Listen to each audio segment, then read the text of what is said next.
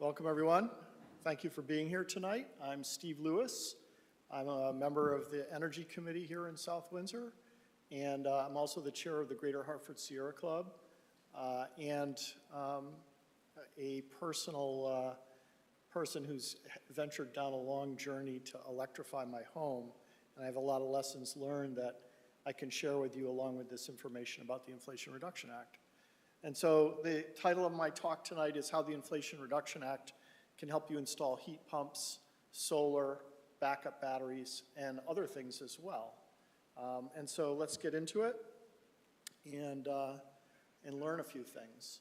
The first thing is this book, Electrify, is a book about the need to change all of our systems that we're using to generate heat and hot water and electricity, even our automobiles. Anything that's combustion that we can eliminate will allow us to, reduce our fossil fuel emissions and help us with the climate change situation.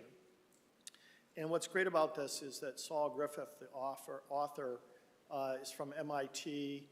He won a MacArthur Genius Grant, and he's the founder of Rewiring America, who supplied a bunch of the slides that I'm going to go through tonight.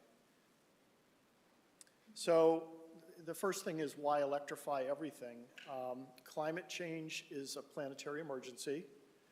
Committed emissions, fossil fuels that will be burned by machines that already exist today, is a big problem. And a case in point in this is if you replace a boiler or a furnace in your home because you didn't really think about your alternatives and plan ahead, that's going to commit you to burn those fossil fuels for 20, 25 years, the life of that boiler or furnace, or if it's a hot water heater, 10 to 15 years. So, the point of this is for people to be educated about the opportunity to move to something considerably more efficient and less expensive, as well as, not producing more emissions. And then lastly, we need adoption, 100% adoption of electric solutions in order for us to get there. And this is your personal zero carbon infrastructure. So the benefit of electrifying our homes is that most houses that are built today with this design in mind are going to be far less expensive to heat and cool and make hot water. And that's the case right now in almost every state in the country.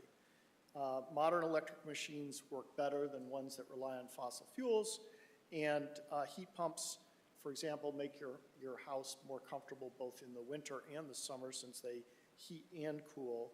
And so these machines do more jobs than some of the ones you have today. Electric homes are also healthier. The indoor air quality is better. There's not combustion going on in your house. You don't need a carbon monoxide detector for these. And you can be resilient to grid outages with solar panels and home battery storage. And so this is a great opportunity to move to renewables. The amazing thing is the efficiency of clean energy technologies. So solar and wind are 2.5 times more efficient than fossil fuels at electricity generation. That's 250% more efficient. Heat pumps are using 1/3 of the amount of energy as boilers, so 300% more efficient. Electric vehicles are using 1/4 of the amount of fuel of a internal combustion engine vehicle, 400% more efficient. And because these technologies are all on learning curves like computer chips and flat panel TVs and smartphones, they get more powerful and they get less expensive over time fairly quickly. And electricity itself is going to get a lot cleaner. Connecticut has a state law that was passed recently that mandates that all of our electricity be fossil fuel free by 2040. Our neighboring states actually are going faster than that than we are. So we expect the grid is going to get cleaner and move to 100% renewable energy by 2040 in Connecticut. And the reason this is going to happen and it's going to be more cost effective is over time, solar and wind have fallen in price relative to fossil fuels for generating electricity, and as of 2020 had already fallen below gas, coal, oil, any of the fossil fuels we use to generate electricity. So bottom line is electricity is going to get less expensive. Whether or not that translates to your bill is a different question, because the grid needs a lot of investment to build it out so it can support all of these renewables and be more distributed. So the main thrust of this talk tonight is how the Inflation Reduction Act really can save you money and enable you to take advantage and put some of these systems in your home over time. And so Rewiring America, again, was created by Saul Griffith, as an organization focused on electrifying all of the country. It's a nonprofit, and they're pretty much a lobbying and an education organization. And so, they're talking about the Inflation Reduction Act savings, leading to $858 billion of electric investment, which is pretty incredible. It's not on the order of, like building the interstate highway system, for example, but it's pretty impressive, as it stands by itself. So I want to talk first about the tools that Rewiring America has that you can download and take advantage of and use to see what your opportunity might be. So the first is they've got a calculator tool out on their website, and it's going to ask you for information about your income, family size, what you're heating with, what you're making hot water with, things like that, and it's going to tell you how much you're going to save. And so they've done some pretty good homework, and they've built a tool that's very user-friendly, and so I could talk about it tonight, but then if you want to go and try to look at, hey, what does this look like for me personally, this is a way to do it. So they've written a couple of really comprehensive guides that also are very helpful. The first one is Go Electric, their guide to the Inflation Reduction Act. And I have in this deck at the end, I have all the links to all these documents. If you want those, we can make that available. And the nice thing about this guide is, it step-by-step takes you through each section of the Inflation Reduction Act as it relates to you as a homeowner, you as a consumer of these different services, and how you can take advantage of it. They also had a guide that they produced before the Inflation Reduction Act passed. And this Electrify Everything is a really good guide, because what it really talks about is, what do I need to get my home ready to put some of these things in? And you have to think about this as a journey. So it doesn't all happen overnight, okay? And the other thing is, if you're going to replace a hot water heater or an oil boiler, if you're going to put solar on your rooftop, if you're going to put an EV charger in your garage, it's not all happening at once in the same year. It's going to be over time. Just like if today, regardless of this law, if your hot water heater went, you would probably have to quickly call a plumber and replace it. And you would just go and get whatever you thought was a good deal, who's available. I have a flood on my floor, I need to replace my hot water heater. This talks about, before that day comes, what do I need to think about so that when I'm ready to replace my hot water heater, I can put in a heat pump hot water heater that's 300% more efficient. And I'm going to save a lot more money, and I'm going to take advantage of the tax credits and the rebates so that when I do that, I'm getting all the financial benefit of that, okay? The other thing about this is it talks about, some scenarios where you can look at other homeowners and what they've done over time and how that might apply to your situation.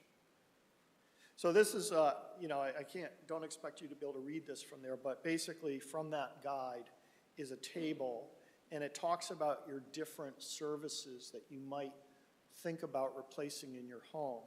So, you know, first it talks about purchasing renewable electricity from your choices of electric suppliers. That's not something you're going to take advantage of through the Inflation Reduction Act.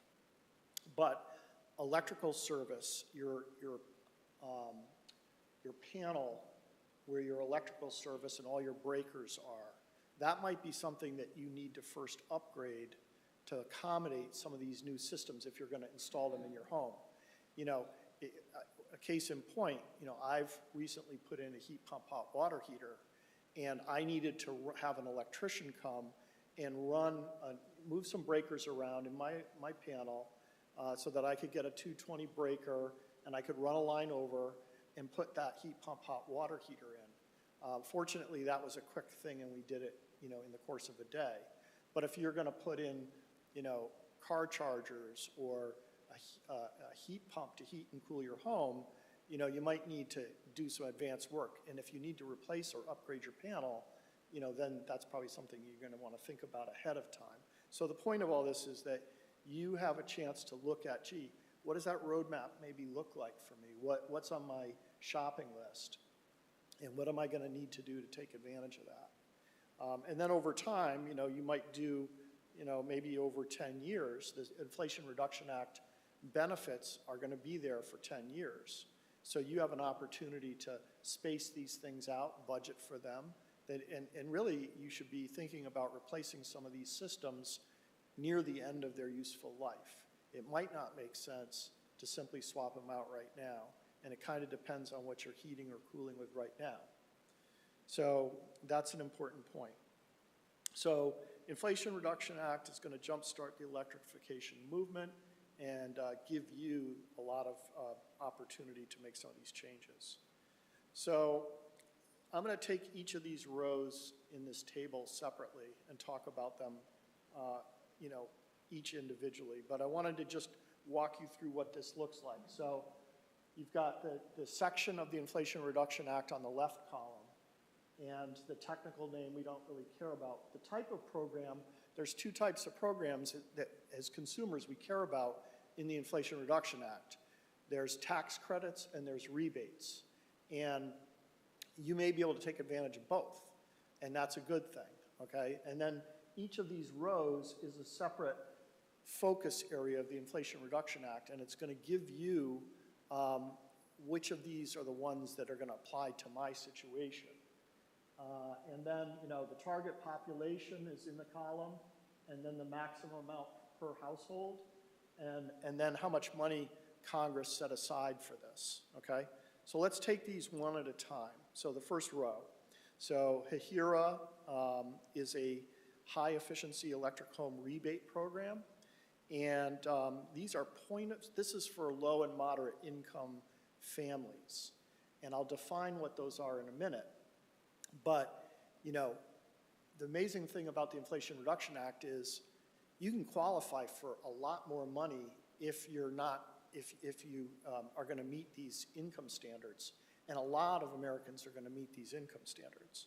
So point of sale rebates up to $14,000 for LMI households to install these different appliances. So you can get $8,000 for a heat pump system, for example, if you're low income. You can get $4,000 for electrical panel upgrades, $2,500 for rewiring by an electrician, $1,750 for a heat pump hot water heater, $1,600 for basic weatherization, $840 for a heat pump clothes dryer, and $840 for an electric induction stove. And you know, it's going to cover up front the costs of the purchase and installation, 100% for low income, 50% for moderate income. And then there's contractor incentives in there as well. So the thing with this program, and this is that top row, is the low and moderate income piece of this and the implementation of this has been designated to the states. So Connecticut, Department of Environmental Energy and Environmental Protection, is going to basically get this program officially off the ground later this year. And contractors are going to know how they're going to be able to determine who's qualifying based on their income. And then you can make arrangements to contract with them and get those financial incentives right up front, okay? Any questions on that? I'll take questions as we go, since I got a small group here. All right, then their second row is the home's performance-based whole house rebates. So these are, again, performance is the key word here. So if you can replace your existing system and save a certain amount of energy that the state is going to define, then with the contractor making that designation, then you're going to be able to get up to $8,000 for an LMI household, or 80% of project costs covered, $4,000 for non-LMI households, 50% of projects covered. And you must achieve at least greater than a 35% energy savings for the maximum rebate, but there's kind of a sliding scale there. And this applies to both single-family and multi-family units. So if you were a landlord that had rental apartments, you could conceivably put this in place for your units. You know, rebates can't be stacked together for the same piece of equipment, but rebates can be stacked with tax credits. So the nice thing is you could start layering some of these things together in your situation and take advantage of it. All right, so we got through the two first ones. Both of them are rebates, and both of them are targeted at LMI households. Let's just go through LMI definitions. So in the Act, low income equals less than 80% of the area median income, and moderate income equals between 80% and 150% of the area median income. And so the Connecticut state median income for 2022-2023, you can see there it's based on family size down the side, but essentially, you know, if you have a family of 4 and you're, you know, making around 100,000 as a family, you know, then you're in the moderate income bucket, and so then you could take advantage of this. And so it's not, you know, it's based on the family size, which I think really makes a difference in this, and it's going to help a lot of people. All right, now let's talk about tax credits. So tax credits, you know, they've had tax credits for solar, but now they're back up to 30% with these new tax credits. And they also apply to heating and hot water systems as well. And so, you know, there's an annual credit cap per item for upgrades, but, you know, they're up to $2,000 for heat pumps and heat pump water heaters. And again, this is annual. So you can, over time, keep dipping into that 30% tax credit for some of these upgrades. There's $1,200 for weatherization, $600 for electrical panels, and even $150 for an energy audit, although I'm pretty sure if you want to get an energy audit through Energize CT, it's very you know, low cost right now. And so, you know, when you look at this, your total annual credit is capped at $1,200 per household per year, except if you're getting heat pumps or heat pump water heaters, and then it's the $2,000, but you could also take advantage of, as I'm doing, the $600 for electrical panel upgrades that I did when I put my heat pump hot water heater in. All right. Then there's the 25D, the clean energy credit. So this is 30%. This is applied to solar panels and battery storage. And, you know, with the cost of electricity here in Connecticut, if you have the home, the roof, and the opportunity with the right solar exposure, you know, this is a great investment for you to consider. And I'm not going to get into the clean vehicle credits. There are credits for EVs and used EVs now. And so this is a pretty good deal to be able to get some money off if you want to move to an electric vehicle. All right, so we got through that. That's kind of the hard part of the presentation. As I said in the guides to the Inflation Reduction Act, they model out some scenarios. So, you know, you can kind of read through those scenarios and take a look at, well, what has this family got for their scenario? What am I looking at for how did they over time, focus their priorities to, take advantage of this. And what does that look like in terms of taking advantage of the discounts and the tax credits? The thing that doesn't show in here, but that's really valuable, is that there are also rebates available in Connecticut through Energize CT that you can take advantage of in addition to the federal IRA money. So now you're looking at rebates that are coming for heat pumps and for hot water heaters, for example, that you can apply, and then you can also get the 30% tax credit. So how much can you save? It depends. It depends on what you're heating with, what your electric bill looks like, what fuel are you using. These days, I'm sure everybody is feeling like everything is expensive. And, you have to look at what is the kind of lowest hanging fruit, the best opportunity for each of you in your situation. They've modeled out kind of annual savings that, you could get by replacing other fuel systems. And these are, national averages, and with Connecticut's electric rates being what they are, Connecticut is not going to be quite as a great a deal as some of these numbers you see here. But if you change your electric supplier and you get that kilowatt hour rate down into a better area, you can get closer to these numbers. So, what you see here is that anything that's electric now, an electric baseboard heating system, if anybody still has those here, electric hot water heaters even, fuel oil boilers, and propane are the big savings areas versus electricity. And natural gas is still fairly low in price. I don't know, these numbers were run before this year's natural gas prices spiked, so I'm not sure that you could save more, but also our electric prices went up. So it's kind of a wash there. And then on the bottom, I put down that, rooftop solar, if that's a good fit for you, the return, the payback on a system like that can be between, like, say, 7 and 8 years. I think with the current rate for Eversource for electric, it could be even faster than that. And so, with a system that's lasting 25 years, you're saving a lot of money after you've paid that system off. It really pays for itself over quite a period of time.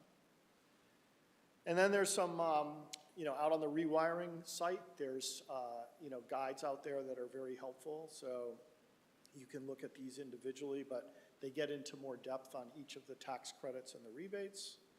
And now I want to talk a little bit about, my projects and the lessons I've learned. So this heat pump hot water heater I just installed last month. I waited for the Inflation Reduction Act to be in effect, and specifically for heat pump hot water heaters, it became effective January 1st.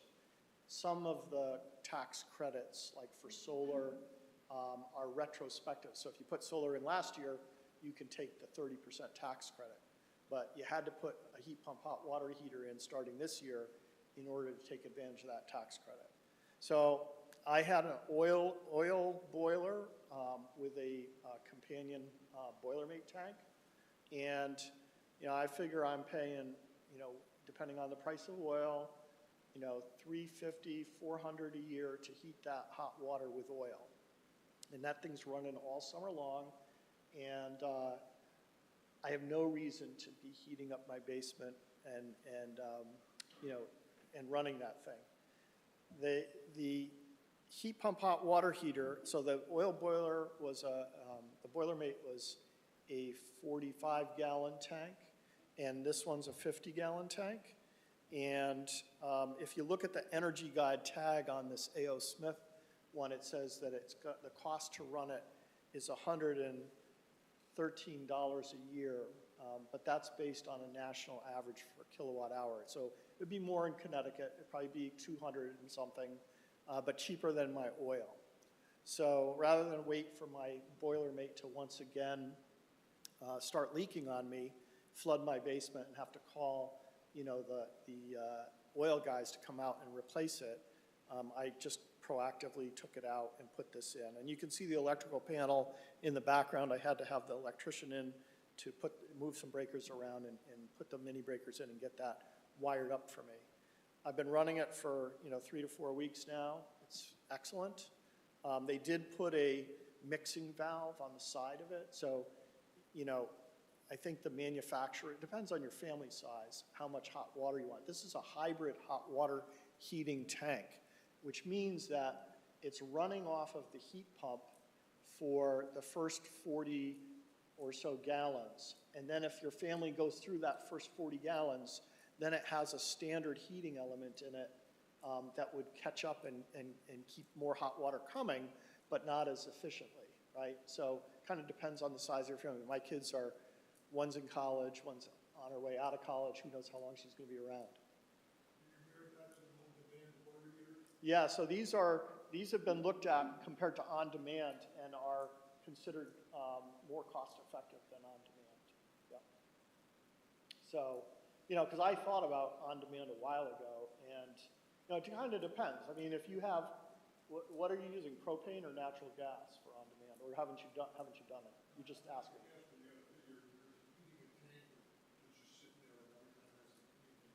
Yeah. Yeah, but the heat pump doesn't actually heat the water. It moves heat from the surrounding air into the water. That's why it's so if over the course of a year it's $113 based on a national kilowatt hour average, it's still going to be cheaper than it depends on how many people are in your house too and how much you're using, but from everything I've read, this is going to be more efficient even than on demand. Yes, sir. I would add that I just installed the Rheem version of this. It has different modes, so you can force it to always use the heat pump. Right. Regardless of how empty or how much. And that is actually the most efficient. But it takes a while to recover if you've got a big roofing area. Right. So there's 2 of us living there, but we had additional 4 people during the holidays, and actually more like early February. So I turned it to the mode which was more of a quick response mode, and it perfectly handled the larger crowd. So Yeah. you can play with the settings on the thing to make sure you meet your need, but also get the most efficient. So for the benefit of the recording, just the question was, are on-demand hot water heaters more efficient than heat pump hot water heaters? My answer was, based on what I've read, heat pump hot water heaters are more efficient and are going to be more cost-effective for you in the long run. And then the other gentleman here is talking about, he also put one in, and there's different modes that you can select for a heat pump hot water heater. I have a hybrid. I think the Rheem is a hybrid too, meaning it has both a standard electric coil to heat it as well as the heat pump, and you can switch between the modes. So if you and your wife are near retirement and you're the only ones in the house, and you keep it on hybrid mode all the time, you're going to get the highest efficiency. If you have guests over, you can switch it back to hybrid mode, and even when you run out of hot water, it's going to heat it back up quickly and satisfy your guests. So, yeah, Jim. We've had a heat pump water heater now for 15 years. We're actually on our second unit. And 2 of the advantages that are never mentioned is, number 1, we were able to turn off the dehumidifier in the basement. That's right. Because it does dehumidify. You need the condensate removal system when you put one of these in. Right. And number 2, during the summer months, we find that we just open the door on those days. We don't need air conditioning. Yeah, so what his point is, and it's a good one, is that the heat pump is also acting as a dehumidifier, and so if it's installed in your basement, like I have to run a dehumidifier all summer in my basement, and that's running me, significant electricity every month. So if the running of the heat pump hot water heater is also giving me a dehumidification, then that's another benefit to having it down there. And so, to your point, I mean, you can cool a space down a little bit and dry it out, which is what air conditioning is doing for you, right? So this is low-hanging fruit for a lot of people to think about getting some quotes, getting an idea, replacing your hot water heater with a heat pump hot water heater. If you're up near 10 years old on your hot water heater, it's only got a matter of time before it's going to fail. What you want to, you will need to run, a 220 volt line over to it to run it. Now they have started to produce 110 volt heat pump hot water heaters now that do not need the electrician to run that line if you're switching from, say, gas or oil or propane. And so that's something to consider as well. And so this is a pretty good project to consider doing. There are out on Energize CT, if you go out and you look under residential heat pump water heater incentives, basically what they're saying here is, the average initial cost to install, $1,700 to $3,000, depends on what you're doing. Average lifetime savings, $3,000 to $4,000. And the average lifespan of the hot water heater is 10 to 15 years.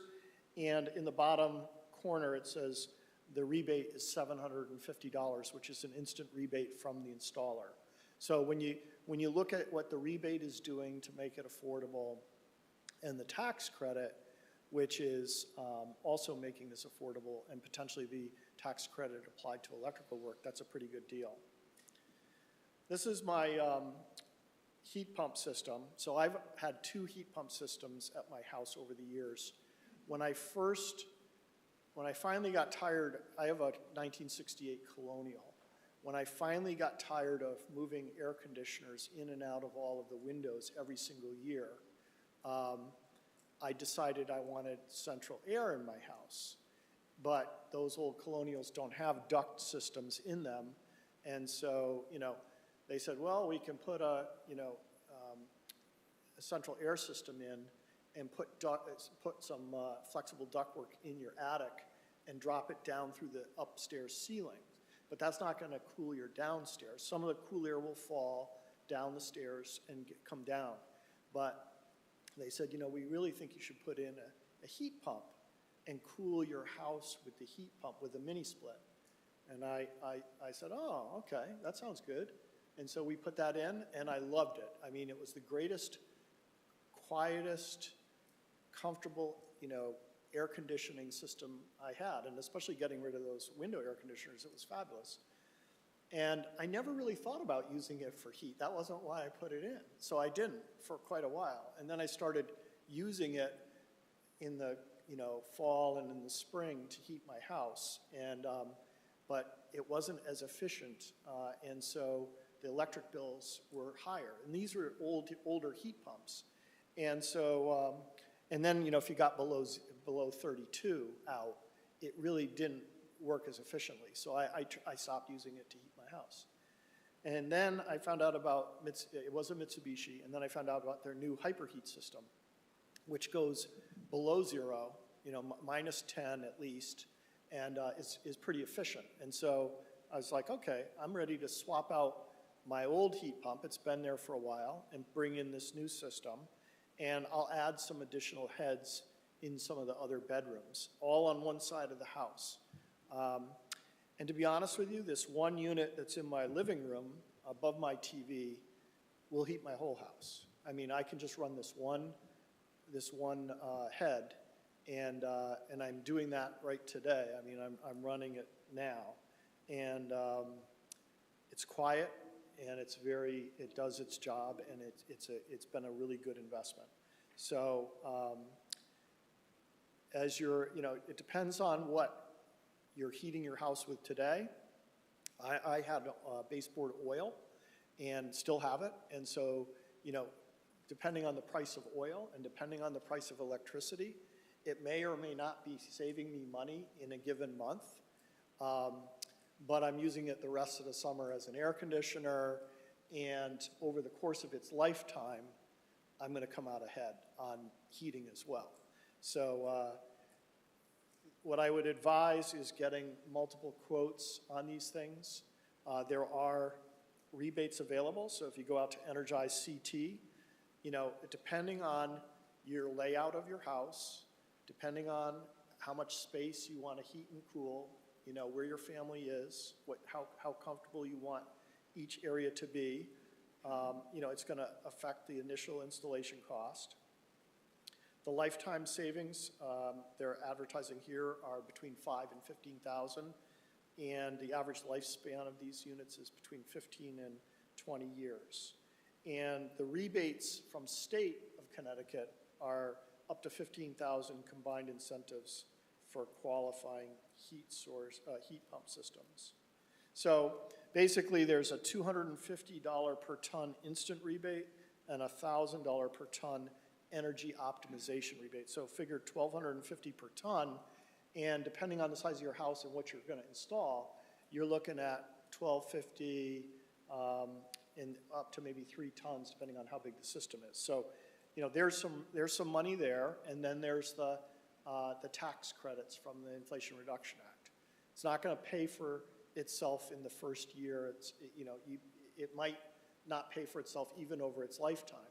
But if you're going to replace a heating system because it's coming near the end of its lifespan, you're going to have to make that investment anyway, because these things don't last forever. Or if you're thinking about putting in a central air system, it's time to start thinking about my next move might be a more smart and efficient move, which is I'm going to solve 2 demands for home comfort at once, and I'm going to take advantage of these incentives and these tax credits. And then the last thing I'll point out is, you know, I got solar on my house, main array up on the top roof, and up on my garage. And I put the...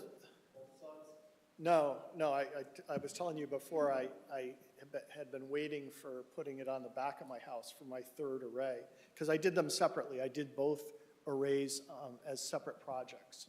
So 2016, I put the main array on the roof. And, you know, I'm a numbers guy, I'm an MBA, I do the math, I want to know, is there a return on investment? Am I going to make my money back, and how fast am I going to make it? And, you know, and then part of it was I had just redone my roof. I had never thought about putting solar on my house. I didn't even know if my house was it's not even south-facing, or not directly south-facing. I was like, I never would have even contemplated putting solar on my house. And then, you know, I redid the roof, and then suddenly these tools started coming online, and now there's some really good ones. Google has one called Project Sunroof, and if you Google that, Project Sunroof, they have a satellite image of every rooftop.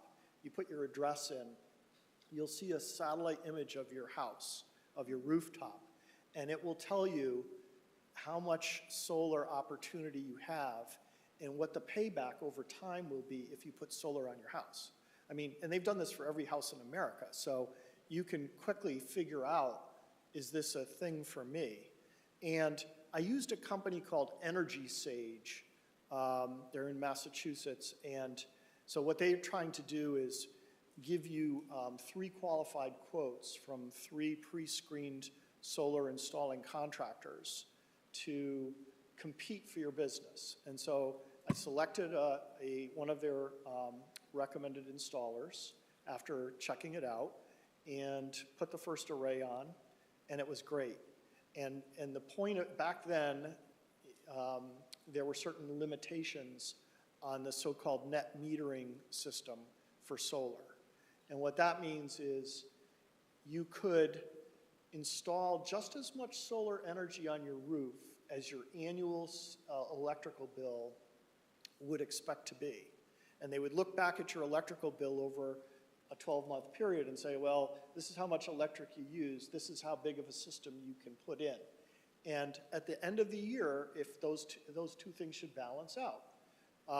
And in fact, they did. And so I was getting my electric bills from Eversource, and it was $15 a month back then just to have a net metering system and using my solar credits. So in the summer, when I'm producing more energy because it's very sunny, they changed out my meter, and it has 2 meters on it, one going in, one going out, and it measures how much electricity you're selling back to the grid, and then just like everybody else, it measures how much you're buying from the grid. So at night, you're buying from the grid, and during the day, you're producing more than you can use, and you're selling to the grid.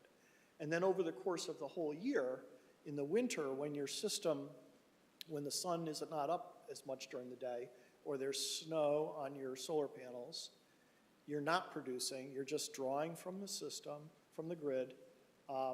You're still using your credits you built up over the summer that exceeded your demand. And so that's called net metering, and we were netting out for a couple of years. Then I bought the Chevy Volt EV, and I started charging it in my garage. I put in an EV charger, and suddenly I was spending more on electricity than I was making. So then I said, oh, well, now I got to put an array up on my garage so I can charge my car. Because this not paying for electricity is actually a pretty good thing. It's a good feeling if you can achieve it.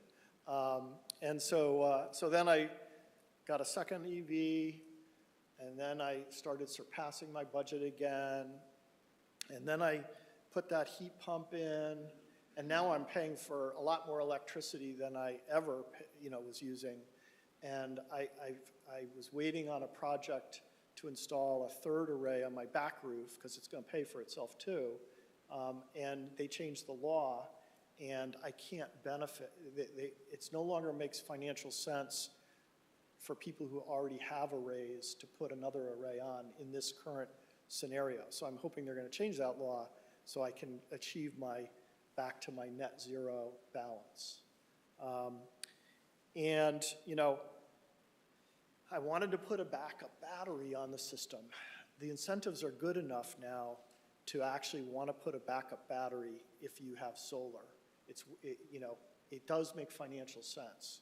And so, Connecticut last year launched a incentive system for grid resiliency, and it's called Connected Solutions. And what it does is, Eversource is starting to look at demand management, and they're starting to do things like, okay, we're going to give you incentives for a backup battery, but you got to let us have access to the extra power in that battery at certain times during peak demand. And so in exchange for them having an on-demand ability to take the power out of your battery, they're going to give you a certain amount of money. So they're going to give you $225 per average kilowatt used between June 1st and September 30th, and they'll 30 to 60 times over the summer when peak demand hits, when everybody's got their ACs on, and they're home from work, they're going to draw power from your batteries if there's power there to take. And then, that's going to be between 2 p.m. and 7 p.m.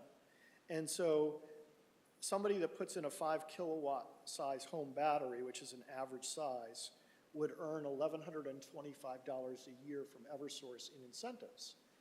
These batteries are expensive, but they also last 10 to 15 years.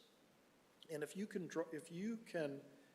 generate that much excess power and pick up $1,125 a year, over 10 years it pays for the battery. Now, what's the incentive to go through all that and put that in your house? Well, if the power goes out, you can run some of your systems off of that battery. Not everything. You can't run central air. You're not charging an EV off that battery, but you are running your refrigerator, you're running your lights, your internet, you're running maybe a well pump, stuff like that. So it's like having a backup system in your house, even if you don't have propane or natural gas or something back there with a generator. So I'm going to stop the talk there and just take questions, have a conversation, and see what people want to add or what else they want to ask. Yes, sir.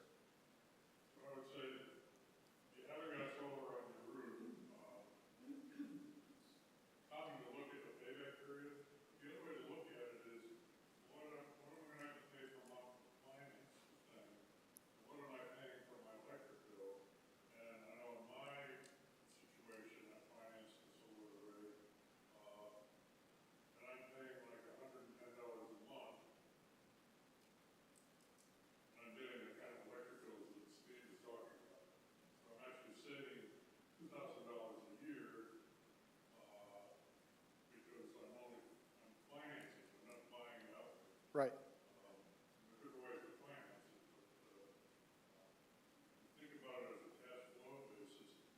Let's say you sell your house after through the lifetime of the system, well, the next buyer is going to sign on to that same financing.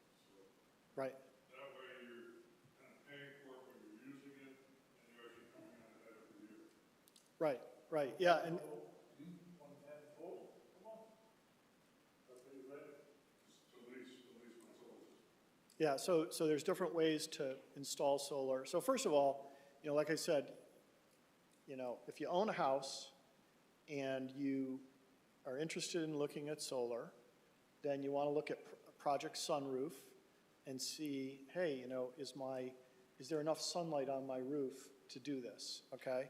That'd be question number one. Depending on the age of your roof, when do you need to replace your roof, or how old is it, okay? The second is, you probably want to go then to energysage.com and, get 3 quotes, no obligation, and, I had a good experience with them, okay? And they've got pretty good ratings online.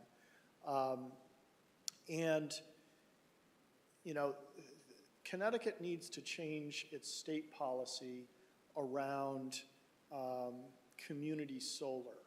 They have some programs that were intended to help people have,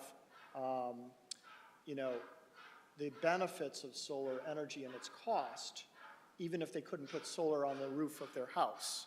So, we need to see more community solar opportunity from the state to help renters and, people in condos and people that have a lot of trees, or they aren't replacing their roof right away. There's a lot of states around us that have community solar, and people that can't afford it or aren't in a position to put solar on their roof can take advantage of that. And I'd like to see Connecticut step up and do that as well. But if you are in the fortunate position to consider it for your own house, it's definitely something that's going to pay for itself over time. It's going to increase the value of your house, and financing is the third leg of the Inflation Reduction Act stool. There's rebates, and there's tax incentives, and there's financing. And the Connecticut Green Bank has loans that are, somewhat competitive right now, and also Energize CT has loans that they can even put on your electric bill each month to pay back at I think even at 0% if you're low income. So some of these things, that's another way of taking advantage of financing and putting these systems in place. Yes, Jim? It's my understanding that if you do go with a solar installation, that Connecticut law, at least at one time, I believe, forbade the local towns to add the value of that system to the assessment of their house for taxation. That's right. That's still the case, yeah. So by putting, an expensive solar system on my house and paying for it, I called the tax assessor's office and I said, is this going to increase my tax bill? Because that's part of the calculation of how affordable is this. And the town does not assess the fact that there's solar on your roof so they don't increase your tax bill, okay? That's a big deal. So if somebody's going to buy that house from you, if you decide to sell it, they're going to also benefit from having that on there as well. Yes? Okay, one other comment. My house has got trees all over the place. I have 2 huge oak trees on the very southern side of the house. When I went to, 2 years ago, the equivalent of Energy Sage, and they looked at it and they said, well, the sun comes in at certain hours of the day, you got a workable situation. So just because you have some trees, it's still worth checking it out. Yeah, I have trees. I have quite a few trees, but, it just happened to work out really well for me. And I never would have thought that my house was a good opportunity for solar. And then the minute you put in these other electrical systems that are going to increase your electric bill, the benefit is huge to be able to offset it if you can, for sure. Other questions? Are the solar panels, are they pretty consistent quality-wise? Yeah, I mean, most solar systems are guaranteed for 20, 25, 30 years. So yeah, they're pretty, and they're also very durable in terms of like hail and branches that might come down and things like that. They're pretty solid. They're intended to not have to be serviced. So any of the manufacturers? Well, so, you know, there's only so many big solar panel manufacturers out there. You know, the different contractors are going to have their preferred, you know, panel vendor. And so, you know, I think, you know, if you go through Energy Sage, they're going to rate the quality of the panels, the quality of the inverters that they're recommending, and the inverter is what is under the panel that converts the electricity from DC to AC for your house to use.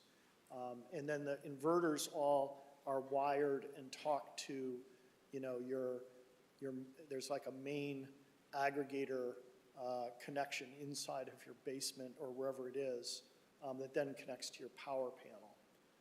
And so, you know, and you can see from your phone or from your laptop what your production is, how much you're producing, you know, is there anything, you know, regarding the system that you know, is of a concern. Like what's interesting is when it snows and some of your panels are covered, how much am I producing as that snow melts? Is it worth me getting a snow rake out and clearing these things off or not, you know? I'm glad this winter there wasn't as much snow because I produced a lot more electricity this year. Yes? Maybe to add in case of this question, there are different efficiency panels. Some panels produce more electricity. Yeah, that was my next question. So when you get a quote on your house, they're going to look at your roof. And they're going to say, you can put so many panels on this roof. And that's the physical limit of your roof.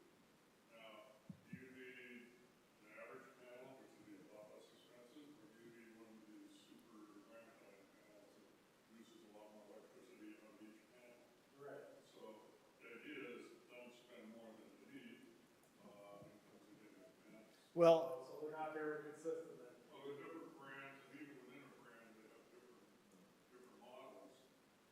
And your person company giving you the quote should choose a panel that meets your needs at the right price. So I've learned a couple lessons from solar, and now that the state law has changed. You know, one is, it used to be you could only size your system to the amount of power you were currently using. But they changed the law last year to allow you to oversize your system for future expansion, like an EV or two, a heat pump system. And so my recommendation, and now instead of the net metering, so what used to happen was you could generate credits in the summertime when you were producing more than you were using, and you could keep those credits till the end of the year. And then in March, after the winter season was over, they would zero out that balance and you would start over, okay? Now, if they sized the system right, that worked perfectly every year, and it did. But if you now, under new state law, you can keep those credits indefinitely. So if you oversize your system, which I would personally recommend you oversize your system, if you can, you would want to keep those credits, because then if you install a heat pump or an EV or both, you know, you're generating enough to meet that demand, and you can pull those credits forward and use them. And it makes sense, because I learned, gee, I got into this whole thing, and I was going to put that third array on the back, and I kind of got caught, you know, in the change of the law. But so there's something to be said for that. And you were going to say? They don't have to do the credit in March. They have to write you a check. I think that they cut it on. Oh, right now they write you a check. They put a credit on your bill, right? Yeah. Right. Yeah.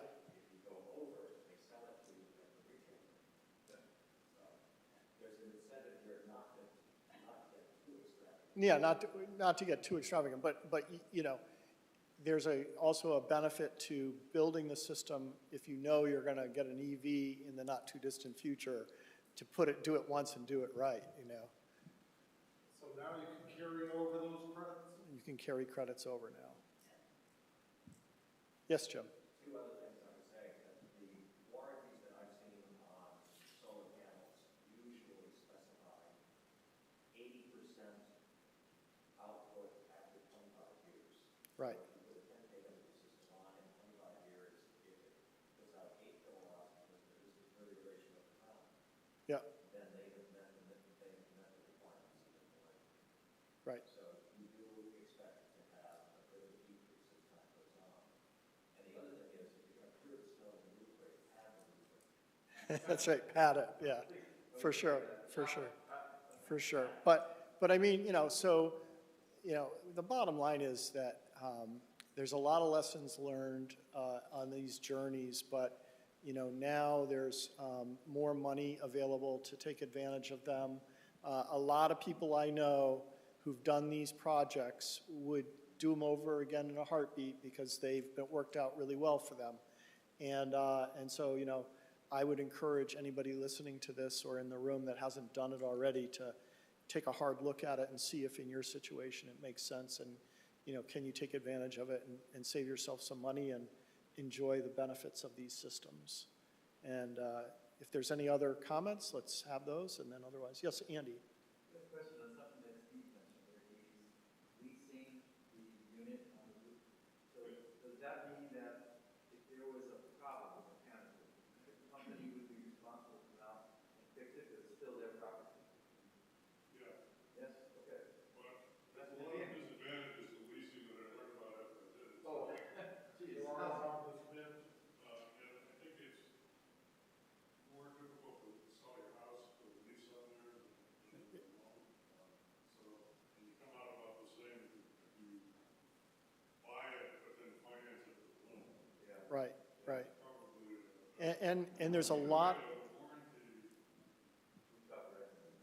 there's a lot of money in the Inflation Reduction Act that's intended to help the state finance these projects at a lower interest rate. So right now, I think Connecticut Green Bank is at 5%.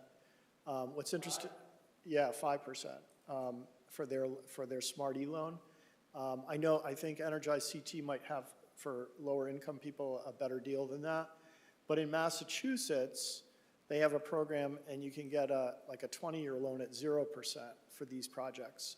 And if you can get these rebates and tax incentives, and if ultimately, if some of that money flows into Connecticut and the Green Bank changes its rate, if you can get financing like that for a solar system, jump on it, because then you're not paying to finance the system either. Yes? Sorry, I'm also in the process of buying an electric car. In fact, last week it was on a train.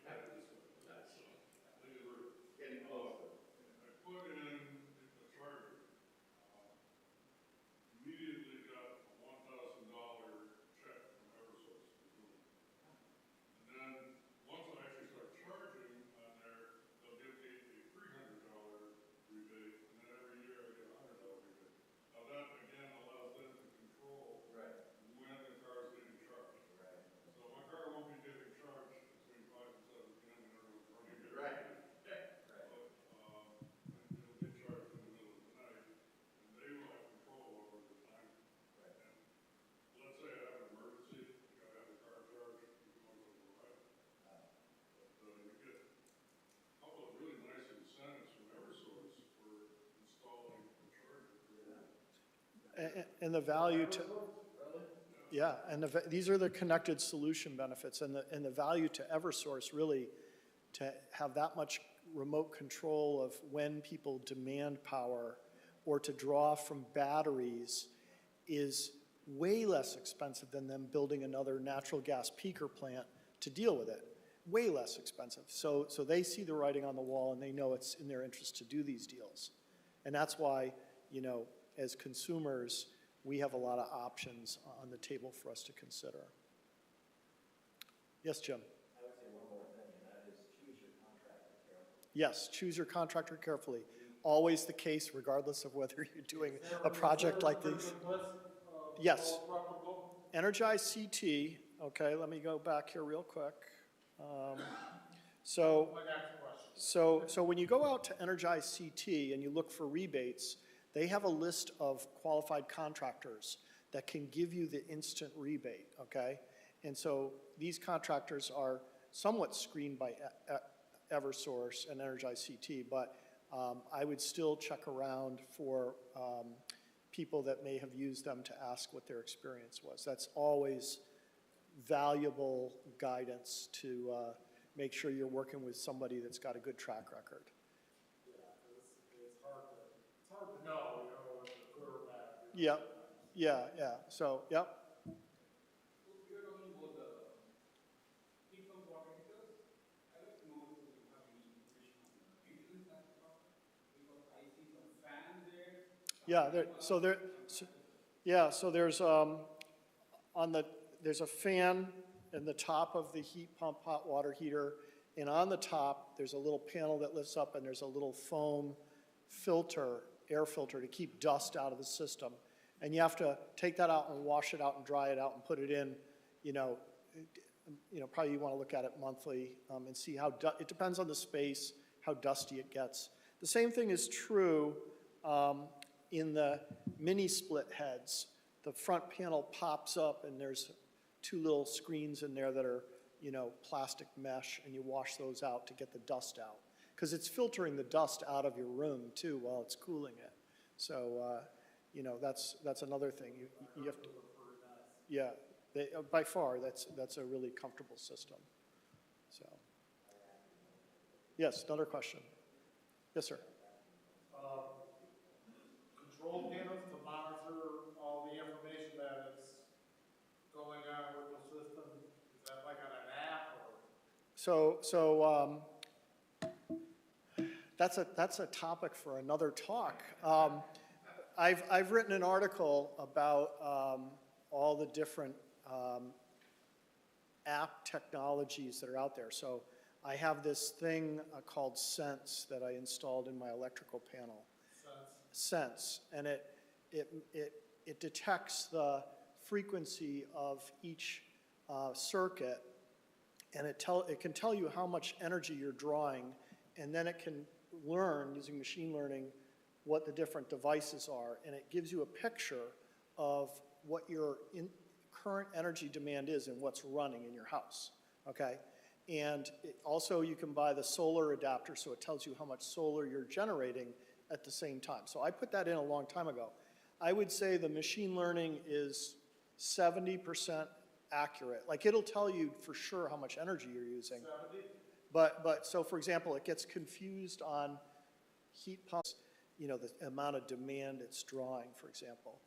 There's remote controls that you can buy that will run all the heat pump heads in your house and tell you, you can change the temperature, you can change the fan speed, you can set a schedule, you can run it remotely, all that stuff.